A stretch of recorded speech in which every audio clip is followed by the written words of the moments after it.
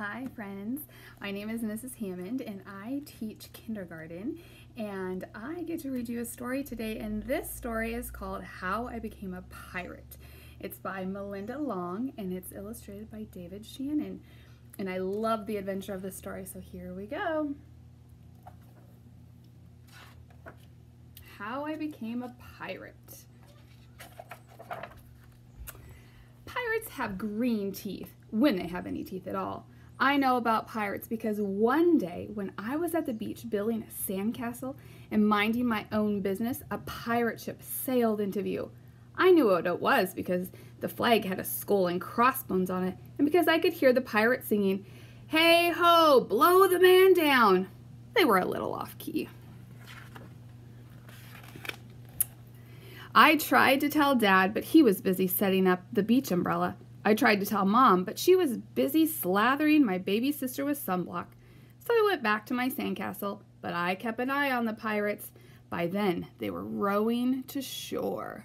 I don't know if you can see it, but here they are, rowing to shore.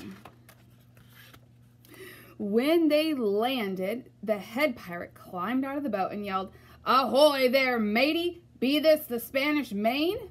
"No," I said. "This is North Beach." "Shiver me timbers," the pirate said. "We must have taken a wrong turn at Bora Bora." He walked around my sandcastle. He looked at the moat, then yelled back to his crew, "He's a digger, he is, and a good one to boot." "A good one to boot," the others agreed. "What be your name, matey?" the head pirate asked. "Jeremy Jacob, sir," I told him. "Well, Jeremy Jacob," he said, "you're looking at Braidbeard and his crew. We've been needing a digger like yourself. We've a chest of treasure to bury." "Aye, treasure," the others shouted. "You're coming with us," Braidbeard told me. I didn't think Mom and Dad would mind as long as I got back in time for my soccer practice the next day. That's how I became a pirate.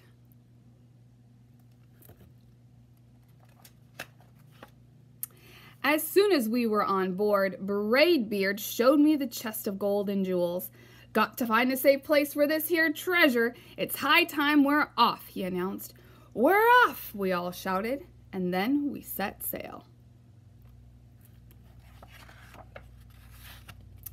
There was plenty to do on board. The pirates taught me to sing sea chanties, the louder the better, and to say real pirate stuff like landlubber and scurvy dog.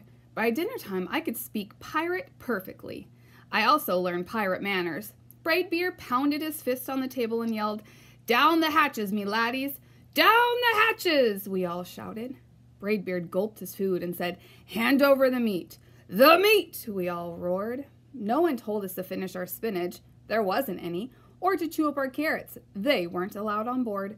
We talked with our mouths full, and nobody said please or thank you. After dinner, I tried to teach the pirates to play soccer. Braidbeard kicked the ball and shouted, "Arr, soccer! Arr, soccer!" the crew yelled. Then everyone dove for the ball at once, and it rolled right off the deck. "After it, me hearties," Braidbeard commanded. "After it?" we whispered. We fought over who would go get the ball, but it didn't matter anyway because a shark came along and swallowed it in one gulp. So much for soccer. By now it was past my bedtime, but nobody tells pirates to go to bed, to take a bath, or to brush their teeth. Maybe that's why their teeth are green. Pirates sleep with one eye open, just in case. And they don't change into pajamas unless they want to. Pirates don't do anything they don't want to, except for maybe swabbing the decks. I wanted to be a pirate forever. But then I found out what else they don't do. When I couldn't stay awake any longer, I asked Braidbeard to tuck me in and read me a story. "Tuck you in?" he bellowed. "Pirates don't tuck." "No tucking," the crew cried, and the only thing they had to read was a map. "Don't you have any books?" I asked. Braidbeard looked confused. "Books?" I didn't even bother to ask about a goodnight kiss. wasn't easy to fall asleep without a story, but I was finally dozing off when a storm broke. Thunder boomed and lightning flashed. I tried to hide under the covers as waves slammed up against the ship, but I kept falling off my hammock. I couldn't find anyone in the cabin. They were all on deck. "Lower the sails," the Braidbeard shouted. "Batten down the hatches." Everyone ran around yelling and lowering and battering. No one had time to sit close and tell me it would be over soon. No one even noticed me. I decided that I didn't want to be a pirate after all. Just then, flash, crash, crack. Lightning hit the mast and split it right down the middle. "What do we do now?" yelled one of the pirates. "We have to turn back," cried another. "But the treasure," hollered Braidbeard. "Where will we bury the treasure?" I stepped forward. "Maybe I can help," I shouted over the wind. "I think I know the perfect digging spot."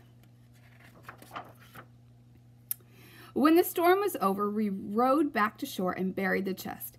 We drew a map so we could find the treasure again, but I don't think I'll need it.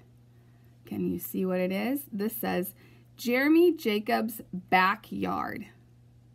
He buried his treasure in his backyard. So smart. After that, the pirates repaired the ship and got ready to set sail. Before they left, Braidbeard handed me a flag and said, "You make a fine pirate, Jeremy Jacob. Guard that treasure well. We'll be back to get it soon enough." "Soon enough," the crew repeated. "And if you ever need us," Braidbeard added, "just run the Jolly Roger up yonder pole." "Up yonder pole," the other shouted. "And maybe I will, but not today. I have soccer practice." Thank you for listening to our little story. I hope you enjoyed the adventure, and I hope you get to read lots of books over break and fill your mind with all kinds of fun places and meet new people. I hope you guys are doing well, and we'll see you soon. Bye, friends.